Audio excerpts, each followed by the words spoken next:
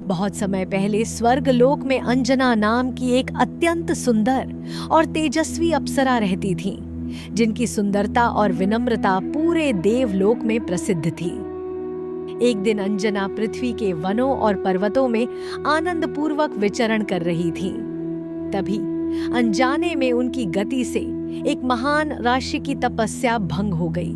अपनी तपस्या भंग होने पर ऋषि अत्यंत क्रोधित हो उठे और उन्होंने अंजना को श्राप दे दिया कि उन्हें पृथ्वी पर जन्म लेना होगा। अंजना ने विनम्रता से ऋषि से क्षमा मांगी। तब ऋषि ने कहा कि जब तुम्हारे यहाँ एक दिव्य पुत्र जन्म लेगा, तभी तुम्हें इस श्राप से मुक्ति मिलेगी। श्राप के कारण अंजना को स्वर्ग छोड़कर पृथ्वी पर आना पड़ा, जहां वे पर्वतों और वनों में रहने लगी और वहीं विचरण करते हुए अपना जीवन बिताने लगी। श्राप के अनुसार अंजना ने पृथ्वी पर जन्म लिया और उनका विवाह वानर वीर केसरी के साथ हुआ, जिनकी वीरता दूर दूर तक प्रसिद्ध थी। दोनों वन में शांतिपूर्वक अपना जीवन व्यतीत करने लगे। समय बीतने के साथ अंजना ने एक दिव्य पुत्र की प्राप्ति के लिए भगवान शिव की कठोर तपस्या आरंभ कर दी। अंजना की कठोर तपस्या से प्रसन्न होकर भगवान शिव ने उन्हें एक दिव्य और महान पुत्र का वरदान दिया। भगवान शिव ने उन्हें एक दिव्य पुत्र का वरदान दिया और उसी दिव्य शक्ति को वायुदेव ने अंजना तक पहुंचाया। हनुमान जी के जन्म से पहले मानो पूरा ब्रह्मांड ही आनंदित हो उठा और चारों ओर दिव्य तथा शुभ संकेत प्रकट होने लगे। समय आने पर माता अंजना के यहाँ एक दिव्य और तेजस्वी बालक का जन्म हुआ, जिसे आगे चलकर हनुमान के नाम से जाना गया। माता अंजना अपने इस दिव्य पुत्र को स्नेह और ममता से अपनी बाहों में थामे रहती थी। बाल्यकाल में हनुमान अत्यंत चंचल और नटखट थे और अपनी अद्भुत शक्तियों के कारण वन में खेलते कूदते रहते थे। एक दिन आकाश में चमकते लाल सूर्य को देखकर बाल हनुमान ने उसे एक बड़ा लाल फल समझ लिया। उसे फल समझकर बाल हनुमान उसे पाने के लिए आकाश की ओर ऊंची छलांग लगा बैठे। बाल हनुमान को सूर्य की ओर उड़ते देख आकाश में उपस्थित देवता आश्चर्य से यह अद्भुत दृश्य देखने लगे। जब इंद्रदेव ने यह दृश्य देखा तो उन्हें चिंता हुई कि यह बालक कहीं सूर्य तक न पहुंच जाए।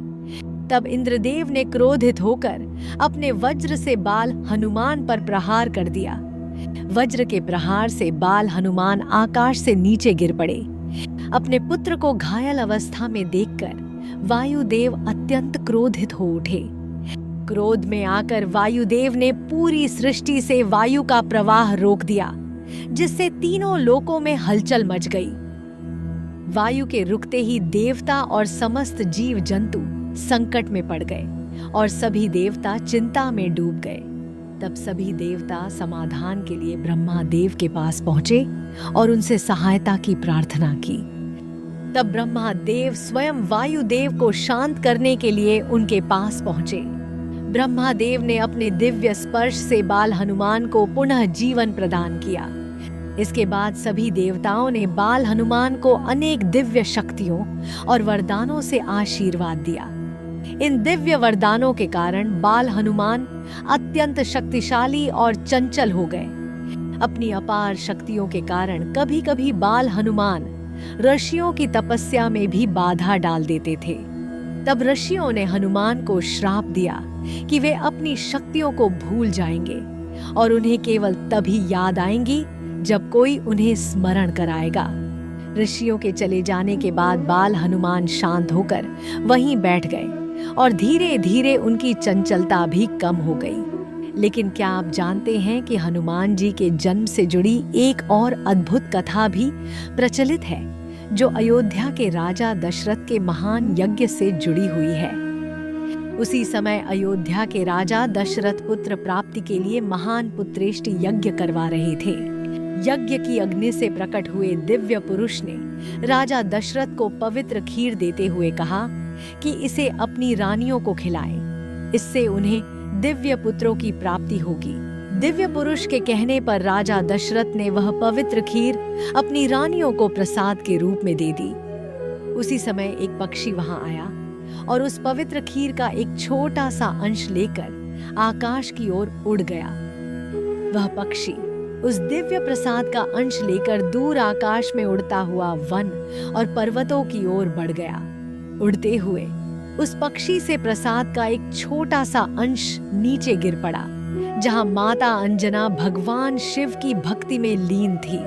वह दिव्य प्रसाद माता अंजना की हथेलियों में आकर गिरा, जिसे उन्होंने भगवान का आशीर्वाद समझकर श्रद्धा से स्वीकार कर लिया। समय आने पर माता अंजना के यहाँ एक दिव्य और तेजस्वी बालक का जन्म हुआ, जिसे आगे चलकर श्री हनुमान के नाम से जाना गया। आगे चलकर श्री हनुमान जी भगवान राम के महान भक्त और अद्भुत पराक्रमी सेवक बने। इस पावन हनुमान जयंती पर बजरंगबली की कृपा आप सभी पर बनी रहे। वीडियो पसंद आए तो लाइक करें और ऐसे ही धार्मिक कथाओं के लिए चैनल को सब्सक्राइब जरूर करें। जय बजरंगबली।